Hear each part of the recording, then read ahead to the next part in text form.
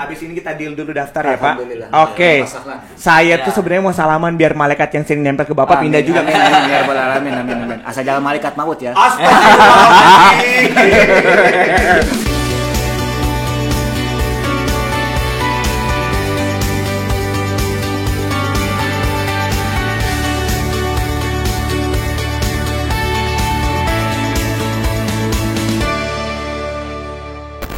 Assalamualaikum warahmatullahi wabarakatuh. Selamat berjumpa kembali di Jam Sostalk, podcast resmi dari BPJS Ketenagakerjaan. Hari ini jumpa lagi bersama saya Muhammad Sangaji. Akan banyak ngobrol-ngobrol pastinya seputar jaminan sosial ketenagakerjaan. Dan seperti biasa, momen kita berjumpa otomatis akan ada tamu spesial. Kita ajak ngobrol-ngobrol untuk hari ini. Di samping sebelah kanan saya sudah ada Direktur Umum dan SDM Bapak Ari nyebutnya, tapi kalau nama lengkapnya Bapak Abdurrahman Irsyadi, benar ya Pak? Betul. Saya takut salah sebut Pak, gak menyebabkan SK saya muncul kan Pak? Insya Allah. Yang penting kompeten. Iya. Sebelahnya lagi kita punya tamu yang tidak kalah spesialnya, ada Bapak Arifin. Iya. Nyebutnya Pak Arif aja boleh? Iya. Boleh. Sama A ya? Iya. Pak Arif, Pak Ari, Iya. Aji. Ya. Moga suksesnya sama. Alhamdulillah, Pak. sami-sami Pak. Amin. Sebelum ngobrol tentang jaminan sosial ketenagakerjaan, saya tuh pengen ngajakin Pak Ari terlebih dahulu ngobrolin tentang masa lalu, boleh Pak? Ya. Bapak dulu backgroundnya itu adalah sebagai tim kepesertaan. Ya, betul. Kangen nggak sih Pak jadi orang kepesertaan? Tidak cuma kangen, tapi kadang gatel juga. Semangatnya masih luar Semangat. biasa. Kadang-kadang ya, Pak? pengen turun ke bawah juga. Iya. Tapi ya sudah, karena itu bagian dari manajemen ya kita tetap turun ke bawah dengan cara kita gitu. Oke. Cara kita. Nah, kalau dulu kepesertaan itu pasti kita banyak ketemu sama orang baru atau misalnya kita ngobrol dengan orang luar, ada yang mungkin komplain, ada yang ngerasa saya itu bla bla bla bla bla bla bla segala macam. Sekarang Bapak duduk sebagai seorang Direktur Umum dan SDM BPJS Ketenagakerjaan, banyak komunikasinya sama orang internal. Ya. Lebih bawel mana Pak? Orang luar atau orang dalam? Dua-duanya punya karakteristik yang berbeda ya. Oke. Tapi kita juga mensikapinya juga dengan cara yang ada hal yang sama, ada hal yang berbeda. Kalau yang secara internal pasti kita butuh komunikasi secara intens. Ya. Nah, itu perlu kita menyapa, mendengarkan, kemudian juga kita memotivasi dan sebagainya. Tapi dengan eksternal biasanya kita lebih mengajak ya. Mengajak, kemudian mengingatkan. Bahkan mungkin kadang-kadang kita agak sedikit keras mungkin membawa ke ranah yang lebih keras, misalnya ke ranah hukum misalkan seperti itu. Tapi susah Pak. Tergantung handle orang internal kita. Ini Uh, pertanyaan spesial. ya, kalau Boleh banget ya, secara internal menurut saya banyak faktor ya. Pertama mungkin kaitannya sekarang banyak milenial ya. Ya. Tentu caranya agak sedikit berbeda ketika kita dengan menghadapi orang-orang yang non milenial. Tetapi kita ajak juga yang non milenial pun agak susah. Kita harus tarik lagi supaya mereka juga paham tentang digitalisasi. Oke, Gitu. jadi sebenarnya itu ada beberapa hal yang mungkin disampaikan ke teman-teman Ya. internal yang mungkin belum paham sebenarnya perusahaan tuh maunya apa. Ya. Sama nih Pak, kayak jaminan sosial yang kalau boleh kita bilang nih Pak, itu banyak banget pekerja di Indonesia mungkin juga belum paham pentingnya jaminan sosial ketenagakerjaan Ya. itu seperti apa. Khususnya mungkin pekerja bukan penerima upah Ya. yang kemarin juga sempat kita bahas nih Pak sama direktur-direktur yang lain. Menurut sudut pandang Pak Hari, apa sih sebenarnya yang bikin jaminan sosial ini tuh masih banyak ternyata orang-orang yang belum paham tentang hal tersebut? Ya, menurut saya sosialisasi. Sosialisasi, kemudian yang kedua itu adalah komunikasi. Ya itu memang itu bagian dua hal yang erat ya. Kalau sosialisasi sifatnya massal, komunikasi lebih intens, lebih intim lah seperti itu. Nah ini yang mungkin kita harus bangun. Makanya pada saat kita menyusun strategi jangka panjang dengan adanya pandemi, banyak perusahaan yang tutup, kemudian juga ada digitalisasi dan banyak orang yang mau bekerja secara mandiri, maka kita melakukan shifting dari yang sebelumnya pekerja kantoran jadi ke arah yang BPU atau mungkin PU ke BPU. Nah dengan cara ini ternyata jumlah pekerja yang di BPU ini kalau kita lihat statistiknya lebih gede kan dibanding yang pekerja yang di PU. Ya. Gitu seperti itu dengan variasi pekerjaannya yang macam-macam gitu. Kalau dulu cuma kita ngomong sama HRD manager selesai. Udah kelar. Kelar. Nah, sekarang kita harus mengingatkan intim, kemudian tahu tentang apa istilahnya lokasi tempat dia bekerja, kemudian komunitasnya seperti apa, kita pengaruhi di situ. Jadi ini sebenarnya pekerjaan BPU juga lebih dikatakan berat juga tidak, tapi mengasihkan kalau menurut saya, karena dia akan ketemu orang-orang dan itu punya kenalan-kenalan baru. Seperti Pak Arifin ini kami baru kenal kemarin, hari ini juga kemarin baru ketemu itu. Pak Arifin ini sebelumnya bekerja di perusahaan di AXA ya Pak? Iya, AXA Tower. AXA Tower. Waktu itu dia juga pernah jadi marbot, kemudian karena ada kontraknya habis, nah sekarang Pak Arifin pulang ke rumahnya. Ya, di sana ada musola Nurus Sadah, Iya, Nurus Sadah. Nurus Sadah di Rawabelong di Palmera. Nah ini saya justru kagum sama Pak Arifin. Kenapa? Konsisten. Iya. Karena waktu di AXA Tower juga mengurusi musola masjid, musola. Pulang ke rumahnya ketika tidak kontraknya habis, beliau mendedikasikannya untuk ibadah, mengurusi masalah musola. Ini luar biasa ini beliau. Pertanyaan saya selanjutnya Pak, Bapak baru kenal kemarin, kayak udah akrab banget Pak, tahu semua informasi.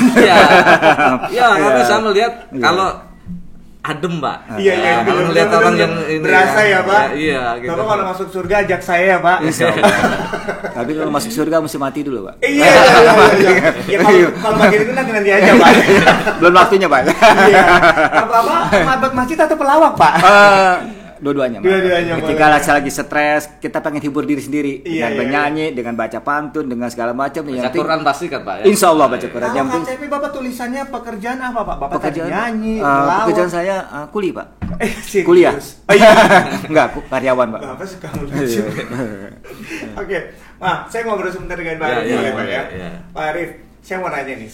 Tadi Pak Ari sempat ngomongin kalau Bapak tuh sebelumnya bekerja sebagai pekerja di perusahaan. Dulu terdaftar juga jadi peserta BPJS Ketenagakerjaan. Sangat terdaftar. Sangat terdaftar. Bahkan saya udah berapa kali ngajukan klaim. Oke. Sudah merasakan manfaat. Sudah merasakan manfaatnya uang dari BPJS. Iya. Alhamdulillah. Uang Bapak sih sebenarnya Bapak simpan untuk diambil lagi. Nah, kepekerjaan Pak Arif yang sekarang tuh jadi marbot masjid. Boleh tahu dong Pak, Bapak tuh kesehariannya tuh ngapain aja, bangun jam berapa dan segala macam. Perlu di sini marbot itu ada singkatan dari merawat atau membersihkan alat-alat sound system ya. Jadi enggak, asalnya merawat doang, merawat menjaga kebersihan ya kan. Enggak, tapi jadi, aku pikir itu singkatan juga sih. Sendiri enggak tahu apa. Ini bahasa-bahasa lawakan aja. Jadi emang sesuai dengan pekerjaan kita sehari-hari. Di samping saya kepala rumah tangga dan saya satu sisi lain saya bertanggung jawab dengan kebersihan musola. Jadi dua alternatif itu yang selalu dijaga. Bangun jam kadang-kadang 3:30 saya udah bangun sebelum apa ya. Ketika orang masih tertidur saya sudah bangun. Karena alarm saya manggil sholat. Nah, jadi saya bunyikan alarm supaya saya bangun ke telinga saya. Dan itu aktivitas kita saya berjalan ya hampir 4 tahun dah saya berjalan. Bapak udah bangun 3:30, saya kayaknya baru mau tidur. Iya, alhamdulillah. Gitu. Apalagi kemarin ada nonton bola ya. Iya. Benar. Tapi kalau Pak Ari sendiri tiap hari bangun jam berapa Pak? Boleh tahu nggak? Saya kebiasaan bangun jam 1. Oke. Setelah itu saya tidur lagi biasanya. Iya. Jam 1 tidur lagi itu jadi jam. Tapi tidur saya jam 10 ya. Jam 10, jam 1 biasanya kebangun gitu. Nah habis itu ya biasa kita ada ritual gitu, kemudian terus nanti biasanya jam 3 itu tidur lagi, subuh bangun lagi, habis itu ya sudah mandi untuk persiapan kerja gitu. Oke, Pak, di sekitar Bapak kan tadi kita cerita tentang Pak Arif yang juga jadi marbot masjid. Kalau marbot ini kan pasti sekitar lingkungan kita juga cukup banyak. Sekitar Pak Ari sendiri ada berapa banyak atau mungkin ada jenis pekerjaan apa aja Pak? Paling sering dilihat tiap hari BPU-nya? Ya kalau saya melihat ya pasti tukang sayur ya. Kalau pagi-pagi kan gitu kan, lauk-pauk itu kan biasa dorong-dorong gitu kan. Kemudian yang kedua tukang ojek pasti ya, loper koran. Nah, kemudian yang mungkin ada spam gitu ya. Kemudian ada termasuk marbot ataupun mungkin yang lola masjid atau musola seperti itu. Jadi kalau saya lihat Mas Haji, jadi orang-orang itu berapa kali saya tanya tahu tentang jam sostek nggak? Tahu Pak, tapi mereka nggak tahu cara mendaftar. Oke. Ya, siap. Terus bayarannya itu rasanya menurut mereka gede gitu loh. Padahal menurut mereka besar. Padahal sebenarnya bisa ditabung sehari 2 hari kan lama-lama. Kalau 1 hari misalkan 2.000, kita masukin canceling 2.000 itu kalau 30 hari kan sebenarnya sudah berapa? 60.000 kan. Betul. Udah gede. Karena sebenarnya kalau misalnya ngelihat itu bisa daftar dengan biaya yang terjangkau, terus juga bisa didaftarin ya Pak ya. Ya, dan kita mereka bisa mendaftarkan orang ya, lain, dan mereka pikirannya selalu wah gajinya harus sekian gitu loh. Melihatnya orang kantoran gitu, padahal itu kan tidak ya. Bener. Jadi sebenarnya kita harus memberikan pemahaman bahwa semua pekerja itu berapapun pendapatnya, yang penting mereka bekerja dan mereka paham ada resiko bisa mendaftar. Gitu. Jadi semua pekerjaan artinya Pak ya. Ya. Pak Ari udah terdaftar nggak sekarang nih status? Masih terdaftar di BPJS. Sekarang? Iya, tapi daftar kan sendiri atau didaftarin saya orang? dari perusahaan. Dulu masih gitu. perusahaan. Jadi setelah saya keluar, nama saya masih terdaftar, cuman kan belum dibayar lagi sama BPJS. Oh, oke, belum klaim. Iya, belum klaim, Oke. ya. Tapi sekarang sebagai pekerja mandiri udah terdaftar? Belum Belum terdaftar. Oke, ini saya mau ngasih tahu kalau itu bukan hanya bisa daftar sendiri, tapi juga bisa didaftarin sama orang lain, bener ya Pak? Betul. Jadi ada namanya program kita namanya Sertakan. Oke. Sejahterakan pekerja sekitar Anda. Nah, ini sebuah langkah yang bagus menurut kita. Jadi kalau kita ada kelebihan rezeki mungkin atau mungkin keuangan gitu ya, kita bisa membantu tetangga kita mungkin atau orang-orang yang kita anggap dia butuh perlindungan.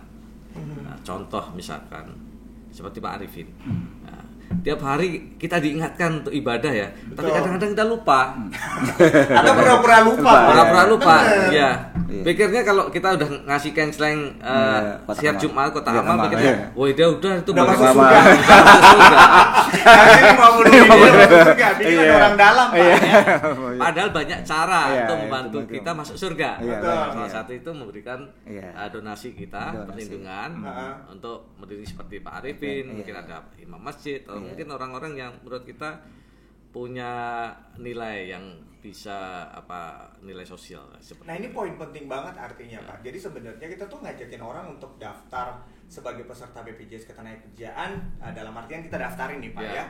Itu bukan hanya nolongin orang tapi juga jadi nilai ibadah ya. Nilai ibadah, betul. Oke, jadi panggilannya bukan hanya dari negara, panggilannya dari Tuhan. Nah, Tuhan. Benar ya, Pak? Makanya di setiap agama itu ada perintah itu. Iya. Nah, salah satu karena saya Muslim, itu kalau di Quran surat Al-Maidah ada ayatnya wa ta'awanu 'alal birri wat taqwa. Ya, berlomba-lombalah Anda untuk kebaikan. Bertolong-tolong kebaikan. Ini ada namanya gotong royong. Gotong Kalau di royong. dalam prinsip-prinsip jaminan sosial ada namanya sifat gotong royong kasusnya. Oke. Prinsip gotong royong. Saling asa, saling asih, saling asuh. Mantap. Di Bapak keren banget. Pak Ari, saya mau nanya. Tapi kan kalau ngelihat dari pekerjaan seorang marbot nih Pak, kan bangun pagi. Iya. Saya nggak bilang itu tidak melelahkan, pasti sangat Iya, melelahkan. sangat Saya aja tuh tidur susah, apalagi bangun Gitu, Pak ya. iya. Bangun tidur itu kayaknya berat banget buat saya, harus bangun jam 3:30 Iya, atau setengah misalnya empat, bangun jam 4 subuh itu iya. mata tuh lebih berat daripada berat badan. Iya, Pak, benar, ya. Pak.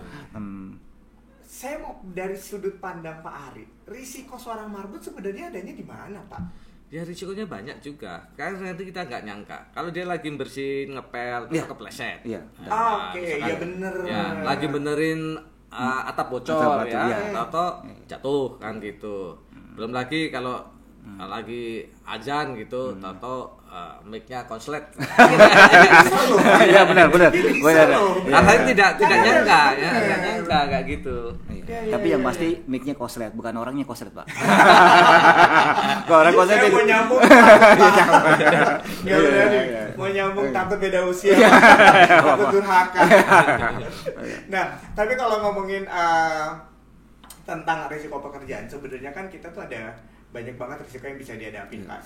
Dan sekarang tuh BPJS Ketenagakerjaan tuh sudah menyediakan ada banyak banget lini untuk bisa daftar. Ya, betul. Kita bisa daftar sendiri, Bapak boleh daftar datang ke kantor cabang atau mungkin melalui aplikasi Jam Sostek Mobile yang dimana tuh ternyata udah bisa langsung tek tinggal klik semuanya langsung jadi. Dan yang paling penting juga lewat Jam Sostek Mobile ini kita bisa daftarin orang ya Pak. Betul. Jadi cukup dengan iuran 16.800 atau sebaiknya disarankan dengan 36.800 itu udah punya tabungan. Bener ya Pak? Betul. Jadi kalau saya boleh tambahkan Pak Mas Haji, Pak Arifin, sesuai nama beliau nih Arifin, orang yang tahu, orang yang tahu kan. Jadi wajib tahu Pak ini. Insya Allah. Kan, wajib tahu. Ini programnya sangat bagus, mulia.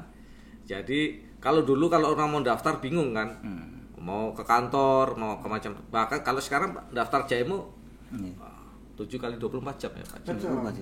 Jadi tidak harus hari kerja. Kemudian di situ di JMO itu banyak fitur-fitur yang bisa dimanfaatkan. Dan menurut saya Pak Arifin kalau kemarin didaftarkan di Aksa Tower itu ada program jaminan hari tua. Bapak harus punya tabungan untuk masa tuanya. Jadi itu bisa komprehensif mulai dari perlindungan kalau ada kecelakaan kerja tadi yang konslet tadi benar, kepleset dan lain-lain. Kemudian yang kedua ada kalau meninggal dunia itu dapat santunan dari Jam Sostek gitu 42 juta Pak. Tapi kan Pak Arifin pasti nggak mau lah. Masih banyak waktu untuk ibadah. Doakan kita. Kemudian tabungan hari tua JHT nanti suatu saat bisa diambil. Mudah-mudahan nanti Pak Arifin bisa menjelaskan, mensosialisasi atau getuk tular ke teman-teman marbot kan di sini ada asosiasi marbot. Ada asosiasi marbot ada. Jadi setelah dari sini Pak Arif bantuin untuk ngasih tahu teman-temannya pentingnya jaminan sosial ketenagakerjaan kan udah pernah ngerasain manfaatnya juga ya. Tapi kadang-kadang kalau kita ngajuin ke teman karena kan usia-usia marbot itu di atas 50. Nah, karena mereka udah tua. Ketika saya mengajak ini apa bisa saya mendaftarkan usia dengan usia seperti ini kan? Nah, tadi saya sebetulnya dengar Bapak usianya udah 50 sekian. Nah, itu tetap bisa daftar. 50 berapa, Pak? Saya 54. Masih bisa daftar jadi peserta BPJS Ketenagakerjaan. Masih aman. Habis ini kita deal dulu daftar ya, Pak. Oke. Saya tuh sebenarnya mau salaman biar malaikat yang sering nempel ke Bapak pindah juga. Amin. Asal jangan malaikat maut ya. Astagfirullahaladzim. Oke, terima kasih Pak Arif. Terima kasih Pak Arif. Udah kelar obrolan kita tentang hari ini. Saya agak serem kalau udah ngomongin masalah maut ya. Ya pengen tiba-tiba sholat nih. Ya udah, terima kasih sekali lagi untuk bapak-bapak narasumber. Buat semua sahabat dari Jam Sostok, kalau misalnya mau ngobrol-ngobrol, boleh banget nanti dengerin lagi obrolan berikutnya. Dan kalau misalnya punya ide untuk obrolan juga boleh ngasih tahu ke kita. Tonton kita terus di YouTube. Dan untuk informasi lebih lengkap, kalau misalnya ngerasa obrolan kita masih ada nih, aku pengen tahu informasi ABC segala macam, bisa langsung telepon ke 175 kontak center dari BPJS Ketenagakerjaan, atau juga boleh lewat website di www.bpjsketenagakerjaan.go.id. Saya Muhammad Sangaji, jangan lupa bahagia dan jangan pura-pura bahagia. Wassalamualaikum warahmatullahi wabarakatuh dan sampai jumpa. Jam Sostok, kerja keras, bebas cemas. Pak, hati-hati yo. Bagi para pekerja keras yang berlomba dengan matahari pagi, Bojomu mulai yuk. Durung Kang. Ya badai dengan kategori 4 ini datang dengan Bojomu yuk. Bojoku ngapa? ada jaminan kecelakaan kerja. Buat yang banting tulang demi cita-cita yang tersayang. Ada jaminan hari Aku boleh tua. jadi pilot nggak? Boleh, Nduk. Pokoknya Ibu dukung. hati-hati Pak. Untuk yang memutar roda mengejar rezeki, nggak khawatir jalani hari. Ada jaminan kematian dan beasiswa 2 anak. BPJS Ketenagakerjaan agar mereka bisa kerja keras bebas cemas. Pasti aman, pasti cair, pasti tenang. Perlindungan pekerja sejahtera. BPJS Ketenagakerjaan.